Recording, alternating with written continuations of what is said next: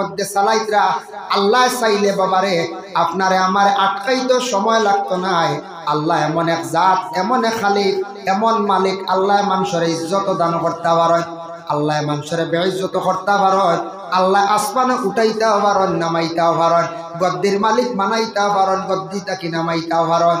বাংলাদেশের সরকার প্রধানমন্ত্রী ছিল শেখ হাসিনা, 1 ঘন্টা আগে ছিল সেই দেশের প্রধান নেতা, আর 1 ঘন্টার পরে দেখা যায় ভারতবর্ষে আগরতলায় আসছেন সাধারণ এক নাগরিক হয়ে গেলাম।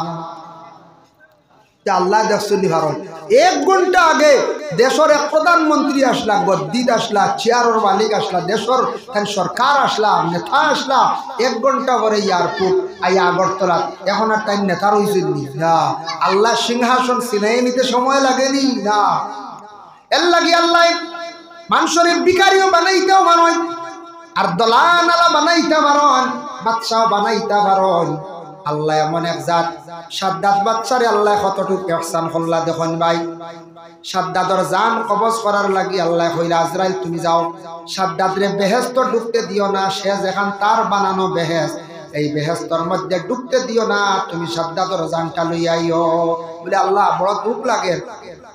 সাদ্দাতে অত আশা করি বেহেশত বানাইছে, একবার ঢুকি যাক না। বলে তোমার আর কোনোদিন দুঃখ লাগলো নি? বলে জিও লাগলো। বলে কোন দিন? বলে আল্লাহ আপনি একদিন আমার আদেশ করছেন, একটা সমুদ্র পার হইয়া যাওয়ার সময় ছোট্ট একটা বাচ্চা নিয়ে একজন মা যাইতাম, আমার অর্ডার করছেন মায়ের জানটারে কবজ করি লাইতাম। ওই সময় মেয়েটার জান আমি কবজ করি লাইছি আল্লাহ। ওই সময় আল্লাহ কইলা দিন দুঃখ লাগলো নি? বলে হ্যাঁ।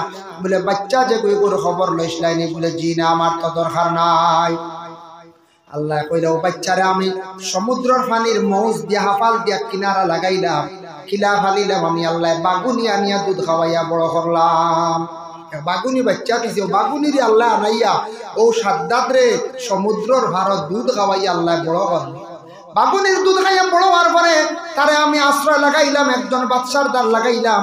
তারপরে তার মনে মনে আবেগ, সে বাদশা হইতো, তারে আমি বাদশাও বানাইলাম। ও সে বাদশা হওয়ার পরে কত বড় নিমক হারামি করলো, নাফরমানি করলো। আমি আল্লাহ বেহেশত তৈয়ার করিয়া রাখছি, সে নিজে নিজে বেহেশত বানাই লাইল। ও যে বাচ্চা ফালাইয়া আসলাই ও বাচ্চা হইল গিয়া সাদ্দাত। যেমনি আজরাইলে শুনজন শুনিয়া কইলে আল্লাহ দেরি নাই, আমি জান খবজ করি লাইয়া বেহেশত ঢুকতে পারছে না। এর লাগি আল্লাহ মানুষরে অটাল সম্পদশালী বানাইয়াও দুনিয়ার তাকে আল্লাহ উঠাইলা। খেয়রে আল্লাহ বড় গরিবী হালতে রাখে, খেয়রে আল্লাহ দন একবারে দের না, বড় গরিব ভিখারি বানাইও আল্লাহ জমিনও রাখে। আল্লাহর সৌন্দর্য, আল্লাহ সব কিছু পারে। জানি না কোন কারণে, তবে বিশেষ করিয়া যার যারি তকদিরের মুআমেলা। আর কিছু আছে মানুষে বুড়া খাস বরখাস্ততি খাজের কারণে মানুষের রিজেক্ট কমে যায়, জমিন থেকে উঠি যায়, আল্লাহ তারা এইভাবে নিম্নস্তরে নিয়ে পৌঁছায়। আল্লাহ বলে না, তোরে বহুত কইছি, বহুত তোরে আমি আমার তোরে সিগনাল দিছি, তুই ঠিক হইছ না, তোরে আমি জমিনও একটু নরম করে দিয়া। নবীজি তান কন্যা ফাতিমারে বিবাহ দিলাইছো না আলীর লগে। হযরতে আলী বড় গরিব সাহাবী, বড় এক খাট ব্যতীত আর দ্বিতীয় কিচ্ছু নাই। খাট কইতে মানে সখী, আর কিচ্ছু নাই। কিন্তু ফাতিমা একদিন বেমার, অসুস্থ, নবীজির কাছে খবর গেছে। নবীজি জলদি করে আসিয়া কইলা, ডাক দিয়ে কইলা ও ফাতিমা, আমি তোমার আব্বা আসছি, দরজা খুলো। বলে আব্বা দরজা খুলে আপনি গড় আসক্কা মুকাশাফাতুল কুলুব কিতাব আনছেন। গড় গিয়া দেখুন ফাতিমা বিছনার মধ্যে শোয়া অবস্থা, তার শরীরে একটা চাদর জড়াইয়া রাখা। চাদরটা ছোট্ট, শরীরটা পুরাপুরি ডাকছে না, দেখা গেছে না, ঘুরছে। নবীজি একবার ভাওর দিকে টান দিলে, একবার মাথার দিকে, এক বাজু ঘুরলে আর এক বাজু খালি যায়। ওই লাগে ফাতিমা আর কোনো চাদর নাই নে কাপড়? বলে ওই আব্বাজান, আমি চাদর ব্যতীত শরীর ডাকার মতো আর কোনো কাপড় নাই। ওলা ফাতিমার জিন্দগি গেছে। কিন্তু একদিনও ফাতিমায় দুঃখ প্রকাশ করছেন না বাবার কাছে, বলে অত গরিব করো আমার এখানে বিবাহ দিলা। কিন্তু ফাতিমা তার জিন্দগির মধ্যে এত পরেশানি হালত, ফাতিমায় নামাজ ছাড়ছেন না, অত মানে পরেশানি হালত। হযরতে আলীও নামাজ ছাড়ছেন না। এত শক্ত ইমানওয়ালা আলীর সঙ্গে আল্লাহর রাসূলে ইমানদার দেখিয়া, দিনদারি দেখিয়া তার মেয়ে ফাতিমার বিবাহ দিলা।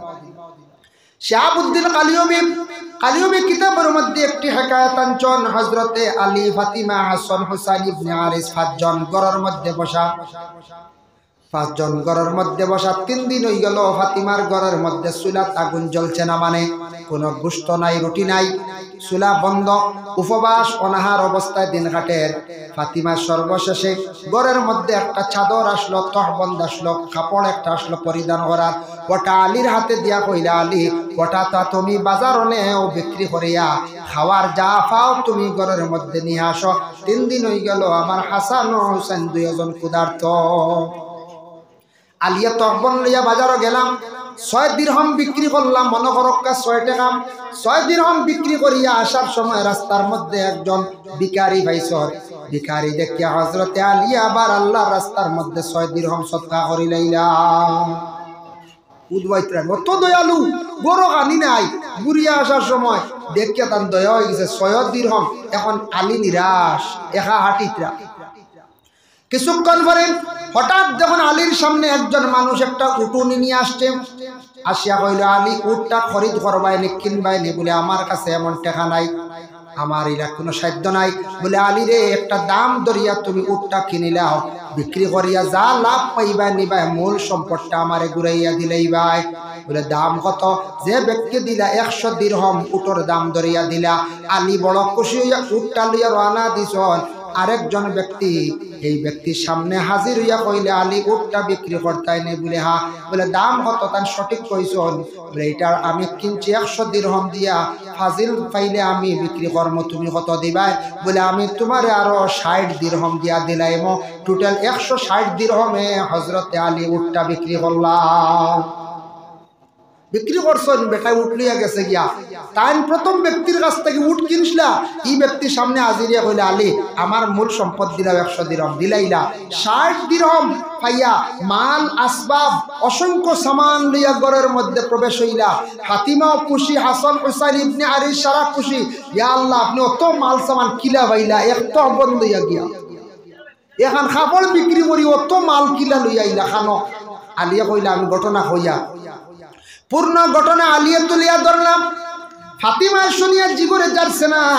ফাতিমা কইলা, আমার আব্বারে না শুনাইলে মনে মানের না, তটুক আপনারে আল্লাহ মায়া করছেন, কিলা করলাম। ফাতিমা গিয়া আলিয়া গিয়া কইলা, আব্বা এইভাবে পুরা ঘটনা নবী যে শুনছেন, শোনা মাত্র হযরতে আলী রে আর ফাতিমার রাসূলুল্লাহ কইলা, ও আলী তুমি আল্লাহ রাস্তার মধ্যে বড় দিল কুশ করিয়া 6 টাকা দিরহাম 6 দিরহাম খরচ করছলাই। 6 দিরহাম আল্লাহ রাস্তার মধ্যে খয়রাত করছলাই। আল্লাহ আপনার উপরে অত খুশ হইছেন, রাজি হইছেন, আল্লাহ হযরতে জিবরাইল দে জান্নাতের একটা উট দিয়া পাঠাইলা। সুবহানাল্লাহ। জিবরাইল আসিয়া উটটা তোমার সামনে বিক্রি করলাম, তুমি কিনিয়া নিলাই। আবার 160 দিরহাম দি কিনিয়া নিছেন মিকাইল ফেরেশতায়। তাই না আরবের মানুষের সুরত ধারণ করিয়া 2 নম্বর যে ব্যক্তি লইছেন আরবি মুখা দেখছো না নি? বলে জি হয়। বলে নিলাম মিকাইল ফেরেশতা, তাই আরো 160 দিরহাম দি কিনিয়া নিলা। আলী রে, জিবরাইলে যে দিছন আর মিকাইলে কিনিয়া নিছন, সারা সাহায্য তোমার একমাত্র আল্লাহ করছেন। সুবহানাল্লাহ। তা সারা আল্লাহর কারবার, তোমারে আল্লাহ সাহায্য করাইছেন, এটা আল্লাহর দয়া হয়ে গেছে তোমার উপরে। তুমি আল্লাহ দয়া করছিলা একজন দয়াল মানে অসহায় ব্যক্তিরে, গরো খানি নাই এর করে তুমি ও ব্যক্তির সাহায্য করে নিছিলা। এর জন্য ওয়ালি জানিয়া রাখিও, ও যে উট যেটা আছে উটুনি, সেই উটের উপর সওয়ার হইয়া আমার ফাতিমা কিয়ামতের দিন জান্নাতে প্রবেশ করবা। আর আমার ফাতিমা জান্নাতের নারীদের সর্দার হইবা, আর জান্নাতের সব যুবকদের সর্দার হইবা আমার হাসান আর হুসাইন।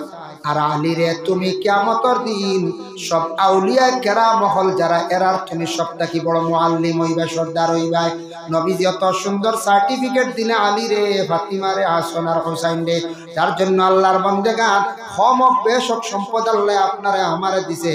আল্লাহ রাস্তার মধ্যে যতটুকু পারে খয়রাত করার জীবনে চেষ্টা করবা। মাদ্রাসার হোক, মসজিদের হোক, গরিব অসহায় ব্যক্তির সামনে আসলে দিল কুলিয়া অন্তর তাকিয়া চূড়াও বালা দিন জানি আল্লাহর জাত বড় খুশ হইবা, রাজি হইবা। এর লাগে দয়া করিয়া মসজিদ মাদ্রাসায় কিছু সম্পদ দেওয়ার চেষ্টা করবা। ইদার সম্পদের মালিক হইলা আল্লাহ, আমি মালিক নাই বাবা।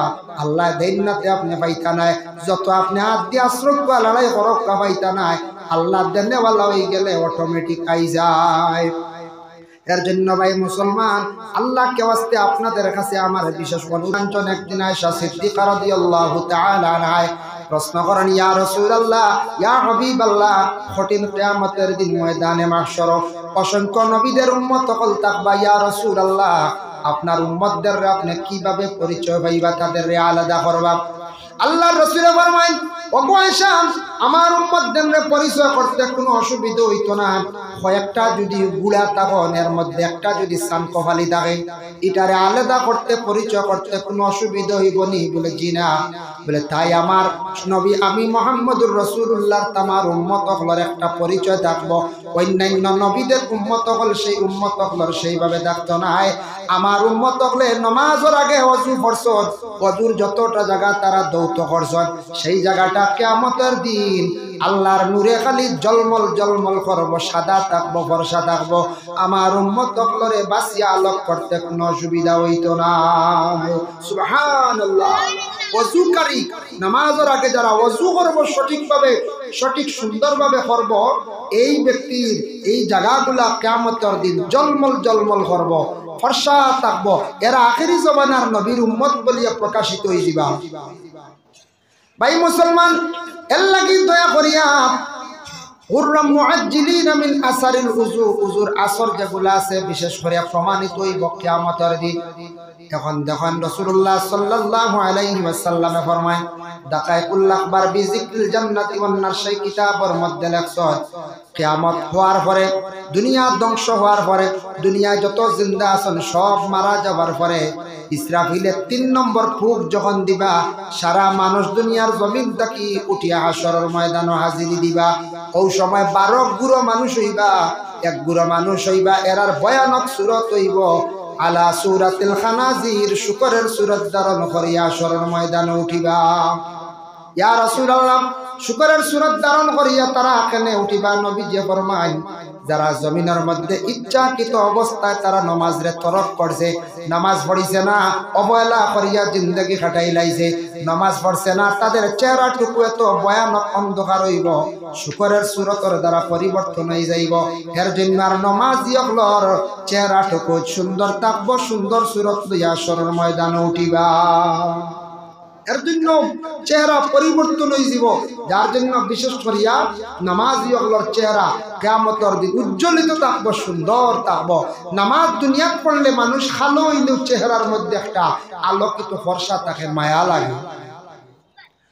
কারণ দেখেন নবীজি ফরমায়, ওযু করতে সময় আমার যত বান্দা বান্দিরা ওযু করবা, করার সময় আমার উম্মত হলে মুখ ধুইবা, হাত ধুইবা, তখন তাদের মুখের হাতের সগীরা গুনাহ মাফ হইব। তারার ফাও দিয়ে গুনাহ করছে, সগীরা গুনাহ মাফ হইব।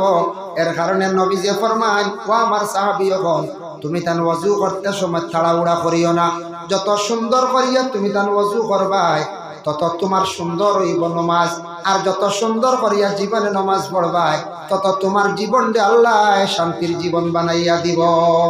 একদিন আল্লাহর রাসূল ফরমায়, ও সাহাবীগণ, সবথেকে বড় সুর ছিলনি দুনিয়ার জমিনের মধ্যে। সাহাবীগণ বলে, ইয়া রাসূলুল্লাহ, আল্লাহু আ'লামু ওয়া রাসূলুহু, আল্লাহ এবং আল্লাহর রাসূলে সবথেকে বেশি জানেন। আপনি আমাদের প্রশ্ন করছেন সুর সারা থেকে বড় খেয়ে আমরা হইতে পারতাম না। সুর আমরা দেখিনি, হয়ে যায় সুর দেখা যায় না। সুর তারেও কোন আরবি ভাষা কয় সারিক, এত লুকায়িত অবস্থায় জিনিসপত্র চুরি করে না, মানুষের জিনিস লুকাইয়া আনে। এর লাগি সেভিং বল লাগি আমরা বিভিন্ন গ্রাম বিভিন্ন বাড়িতে সিসি ক্যামেরা লাগায়। নবীজি বলে সবথেকে বড় দুনিয়ার জমিনে চুর হইল যে নামাজও চুরি করে, সারা থেকে বড় চুর নবীজি কইছে। সবথেকে বড় চুর হইল যে নামাজের মধ্যে চুরি করে, নিয়ত করতে সময় তাড়াহুড়া করিয়া করব, কোরআন শরীফ তিলাওয়াত করতে সময় চাইব জলদি শেষ করে লাইত, বিশেষ করে কোনো সময় কিরাত থাকব, নিয়ত করে লাইল, কিন্তু নামাজের যে বাকি রুকুন যেগুলা আছে সজ্জা দিত শান্তিপূর্ণভাবে 3 বার তাসবিহ আদায় করত, 3 বার পুরাপুরি করত নাই, বসি আল্লাহুম্মা গফিরলি পড়িত। 2 সজ্জার মধ্যস্থলে দোয়াটা আল্লাহ কবুল করে।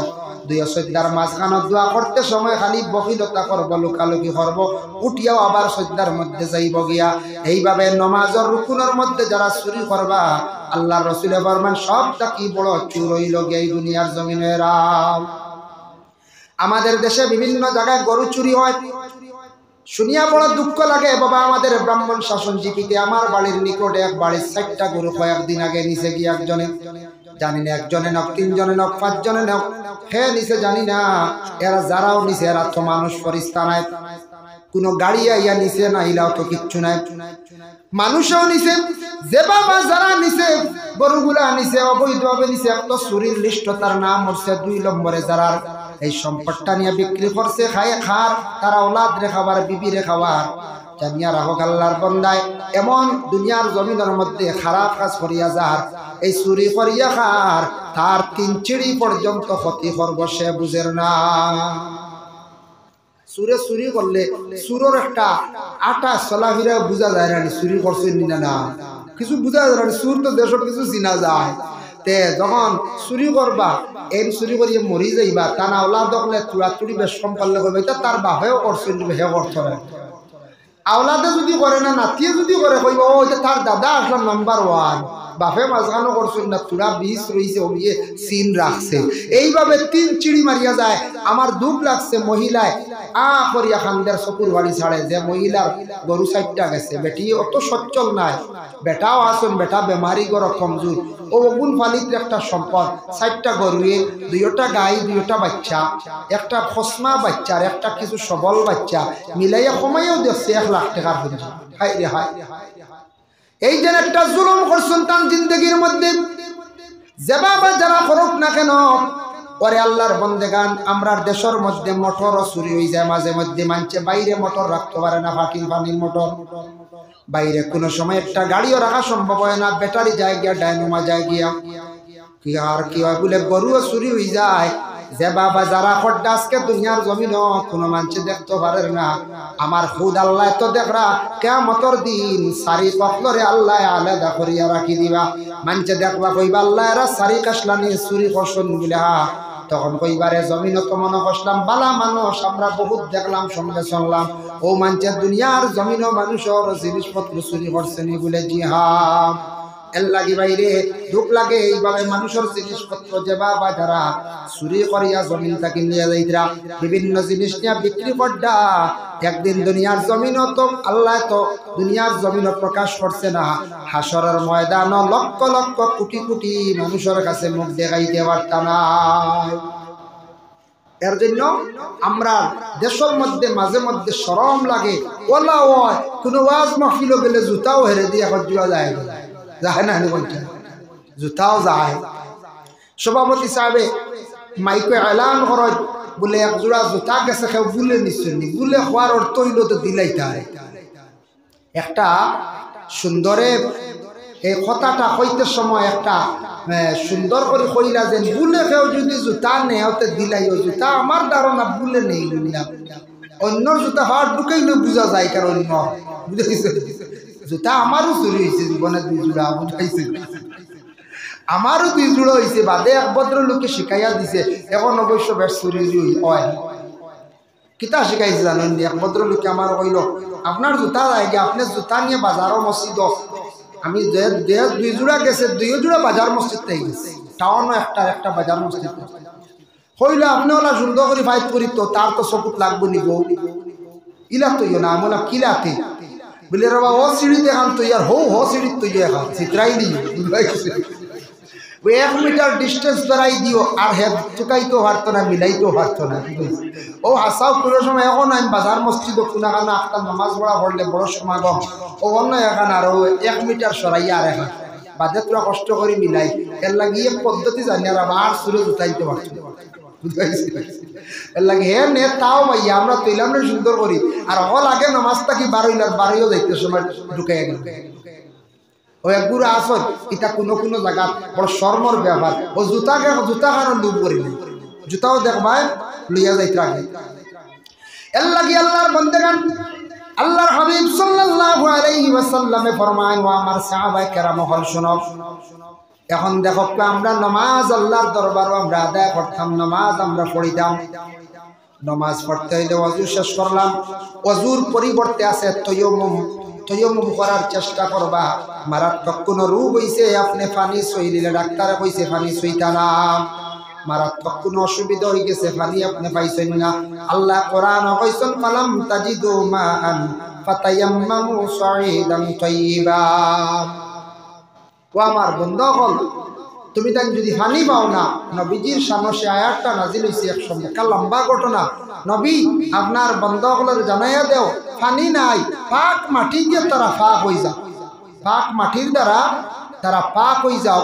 আপনি আল্লাহ অর্ডার দিলাম, কত সুন্দর একটা সিস্টেম পাইলাম আমরা।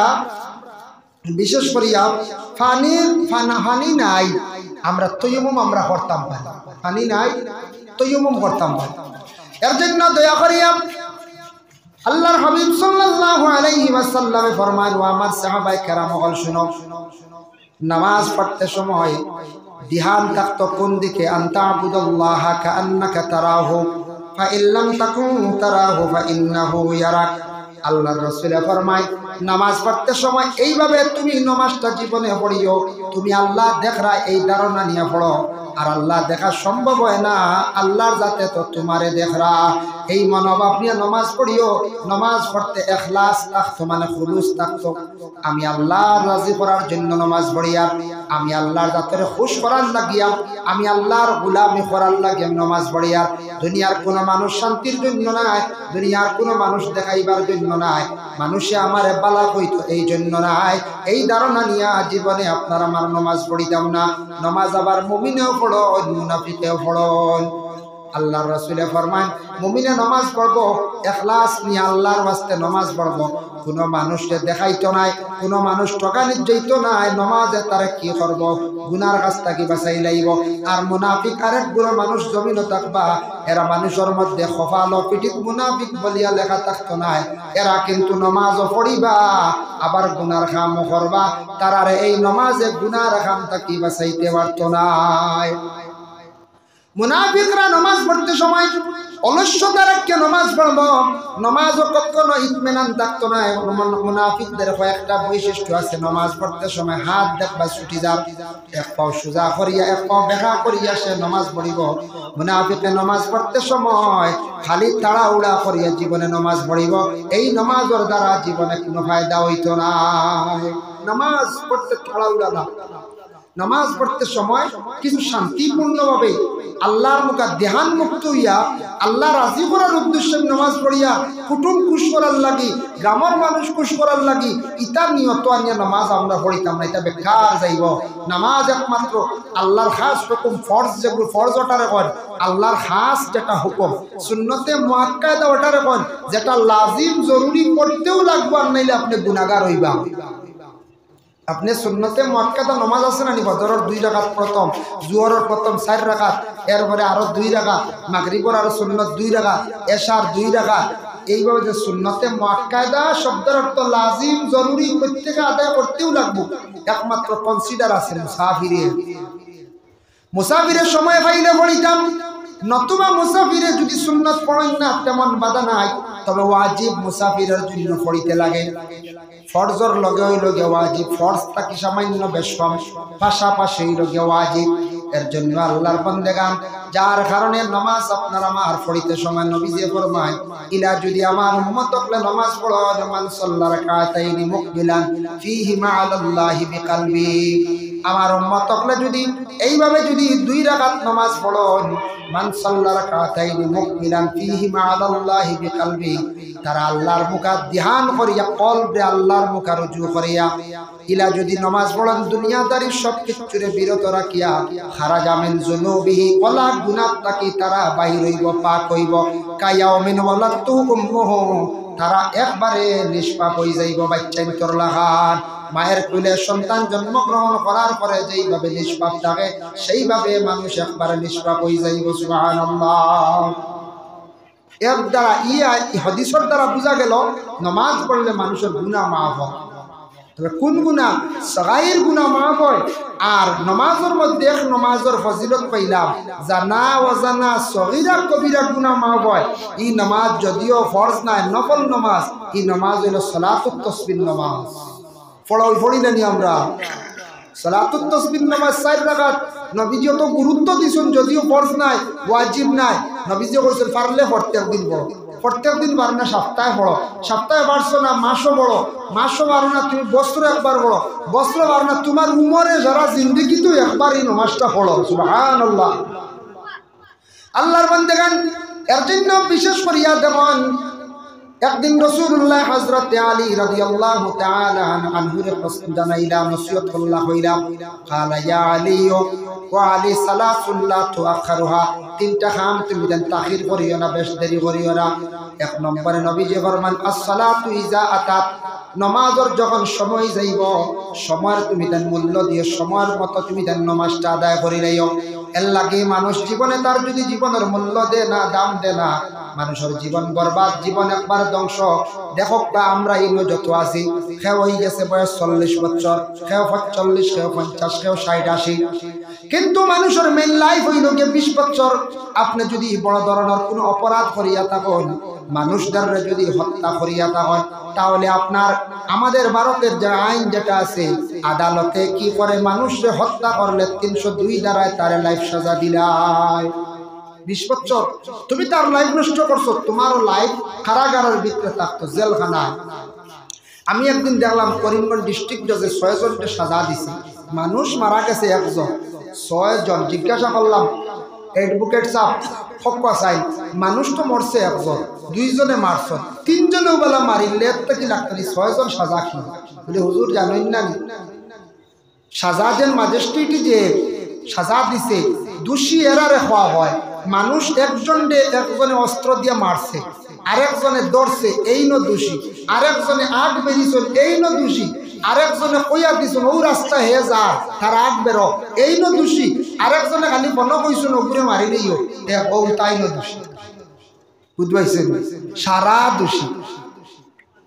পরবর্তীতে আমি দেখলাম কোরআনের মধ্যে তালাশ করি পাইলিলাম, দুনিয়ার জমিনের মধ্যে যদি কোনো মানুষে যদি হত্যা করিয়া থাকে, তার ঠিকানা, তার শাস্তিটা কি? ওমান ইয়াকতুল মুমিনান মুতাআম্মিদান ফাজাযাউ জাহান্নাম। মানুষে যদি মানুষদের যদি হত্যা করিয়া থাকে, তার ঠিকানা হইয়া থাকছে গিয়া বলে জাহান্নাম। জাহান্নাম ছাড়া তার কোনো রাস্তা নাই। আমরা কোনো সময় গুছা উঠে না হইলা না না এবারও শেষ করে নিতাম, যাই মুগি লালগড় ডরাই না গিয়া দেখো না একদিন লালগড় আমি দেখছি কয়েকবার আমার দাওয়াত দিন নিছল, ও এবারও গেছিলাম সেপ্টেম্বর গিয়া লালগড়ে দেখলাম যে বাম্পার মানুষ যারা ড্রাগস ব্যবসায়ী, ড্রাগসের কারণে তাদের হ্যারাসমেন্ট করা হয়েছে। 10 মাস, 12 মাস, 17 মাস, 21 মাস, 22 মাস পর্যন্ত পাইছি, কোনো বেল নাই। হইলা হুজুর শুনকাম, এইভাবে যাদের নাম আসবে সে দোষী। আমাদের দেশের সংবিধানে এইভাবে সংবিধানটা কিতাবটা কি আসছে দেখুন, কোরআনের মধ্যে আছে কোন মানুষে যদি হত্যা করে একজনরে লগে যে সাহায্য করবা এই ন দোষী, আর একজনে যদি খালি মাতকে সাহায্য করেন এই দোষী। কোরআনে যেগুলা কইছে দেখলাম দেশের বিশেষ করে দেশের মধ্যে আইন যেটা বানানি হয়েছে, পরবর্তীতে জানতে পাইলাম এই কোরআন রিচার্জ করিয়া দেশের মধ্যে অনেক আইন কানুন গুলা বানানি হয়েছে। সুবহানাল্লাহ। কোরআন রিচার্জ করছে যে লগে ঘুরিয়েছেন এই দোষী, তাই মানুষ মরলে একজন 6 জনকে সাজা দিছে, সবার নাম আসছে, সব মোটামুটি তুড়াতুড়ি ঘুরিয়েছেন। ঠিক তেমনি ভাবে কিয়ামতের দিন আল্লাহ পাক রব্বুল আলামিন এইভাবে বিচার করবা। একজন মানুষে যদি কোনো মানুষে হত্যা করে, শামিল যদি তখন 4 জন কিংবা 5 জন, 6 জন, তখন যতজনে সাহায্য করছেন, মাত দ্বারা হোক, আগ বেরিয়া হোক, মারছেন না, তাই না দোষী। কিয়ামতের দিন সারা এইভাবে আল্লাহর দরবার দোষী সাব্যস্ত হইবা। আমাদের দেশে দেখা যায় কোনো সময় মহিলা হল কি করন বলে দুঃখিত হইয়া বিষ খাইয়া মারা যায়, ফাঁস লাগিয়া মারা যায়। স্বামীর বাড়িতে যাওয়ার পরে স্বামীর নির্যাতন, শ্বশুরের নির্যাতন, শ্বশুরের হয়তো নির্যাতন, যার ফলে মহিলাটায় বাবার বাড়িতে দুঃখ প্রকাশ করছে, বাবা কোনো শান্তি দিছেন না। মহিলাটা সর্বশেষে সিদ্ধান্ত নিল, রে আমার শ্বশুরের যন্ত্রণা মানিয়া নিলাম, ননন্দের যন্ত্রণা আমি মানিয়া নিলাম, শ্বশুরের যন্ত্রণা মানিয়া নিলাম, এরা আমার আপন না পর, কিন্তু যারে জীবন সাথী বানাইয়া আমি চলিয়া যাইতাম আমার স্বামী, স্বামীর কাছে দুঃখ প্রকাশ করলাম, আমার স্বামী আমার সান্ত্বনা দিল না, যার কাছে সুখ পাইতাম জীবনটা কাটাইতাম তার কাছে আমি কোনো সুখ পাইলাম না। সর্বশেষে মেয়েটা সিদ্ধান্ত নিল বাবার বাড়িও শান্তি নাই, স্বামীর বাড়িতেও শান্তি নাই, তাই আমি একটা সিদ্ধান্ত নেই গিয়ে এই দুনিয়ার বুকে থাকার আমার কোনো প্রয়োজন নাই। মহিলাটা কীটনাশক খাইয়া গলায় দড়ি দিয়া পুষ্করিণীর মধ্যে পড়িয়া কিংবা তো গাড়ির সম্মুখে পড়িয়া সুইসাইড করে লাইল। এখন দোষী কইবা বলে আমরা নাই, মেয়েটা খেনে মারা গেল, কইবেন না?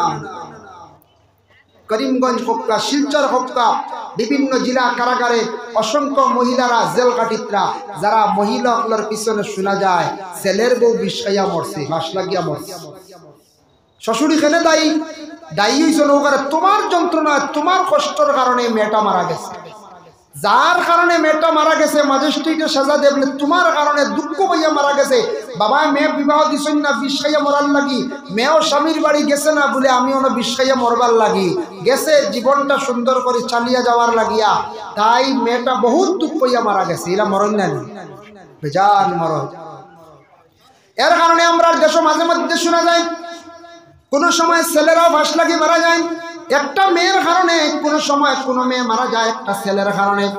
মেয়েটা যদি দুঃখে দুঃখিত হইয়া ছেলের কারণে যদি মারা যায়, ছেলেটা যদি হঠাৎ মেয়েটারে দুঃখা দিলায়, সেই ছেলেটাও কিন্তু একদিন দায়ী হইবা আল্লাহর কাছে, তোমার কারণে মেয়েটা দুঃখিত হইয়া জমিন থেকে বিদায় হইল।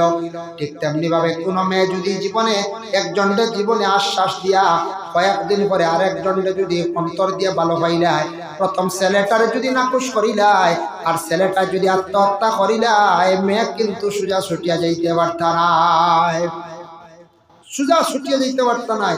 এর জন্য আমরা দেশ মাঝে মধ্যে অঘটন ঘটে, বিষ খাইয়া মরইনের মাঝে মাঝে শোনা যায়, হাই রে হাই বিষ খাইয়া মরে। আমরা হলে একদিন এক জায়গা বসাওয়ালা এক খবর আইছে, মহিলার দৌড় দিয়া খুব দ্রুত বেগে দৌড় দিয়া আসিয়া কইতরা শুনছুন নানি আপনারা বলে না বলে অবাড়ির অমুকর ফুয়ার বউয়ে মস্তু খাইয়া মরি গেছে।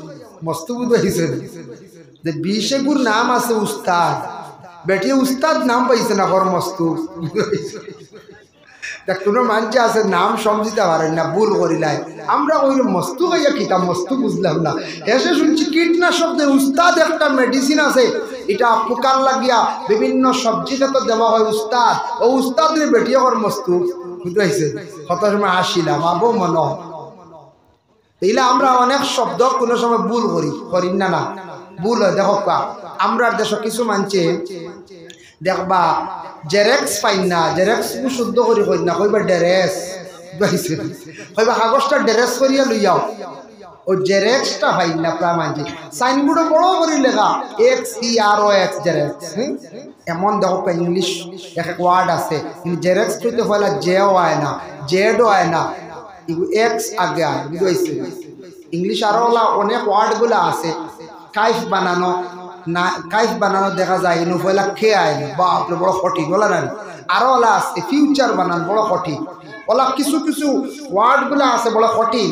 জেরেক্স পাইন না ডেরেস কইতে এগু বুল, এগুলো একটা শর্মর ব্যাপার, অন্য কোনো মানুষ শুনিয়া কইব না ইয়া আল্লাহ এরা শান্তি গাইছিল, এরা বাড়ি কানোর ওই পাইন না কইতে। ওই জেরেক্স খান কই না প্রায় মানছে শোনা যায় ডেরেস ডেরেস খালি ডেরেস। আরো কিছু ভুল করেন আমরা দেশের মানছে হইতে সময় রাস্তার ছোট ছোট আইল দিয়ে নিবা তাই এগুলো এখন স্পিড ব্রেকার, বেজান মান যখন স্পিড ব্রেকার, তবে স্পিড ব্রেকার রব কিন্তু 3টা দিলে ওইগুলো এক ভুল করেন। ওবা পিস বেশ করে প্রেশার দিয়ে বসায়, এই কারণ নাম হলো রুলার, প্রায় মান যখন লুলার আইছে দেখছি প্রায় মান চলা হয়। পত্রিকা পাইন না প্রায় মান যখন ফর্তিঙ্গা দেখছো কোন ফর্তিঙ্গা লেখছে বলা ওলা খবর, ওইলা একটা শব্দ আমরা প্রায় সময়